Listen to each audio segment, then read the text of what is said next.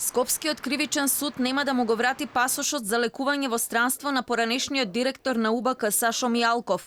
Ова е одлуката на Кривичниот совет кој денеска пресече дека Мијалков нема да може да се лекува. Кривичниот совет побарало мислење од СЈО, од каде одговориле негативно дека Мијалков не може да ја напушти државата, без разлика што станува збор за здравје. Кривичниот совет по добивање на целокупната документација поврзана со барањето согласно законските одредби се обрати до надлежното обвинителство од каде е добиено негативно мислење во однос на барањето. Советот на одржана седница по разгледување и ценење на барањето и мислењето на надлежното обвинителство донесе решение со кое барањето го одби како неосновано. Мијалков со болеста се соочува веќе 6 години, а интервенцијата за која бараше да замине во странство не може да се направи на клиниките во Македонија. Минатата недела тој повторно побара да му дозволи судот лекување надвор, откако пред 9 месеци беше одбиено неговото барање.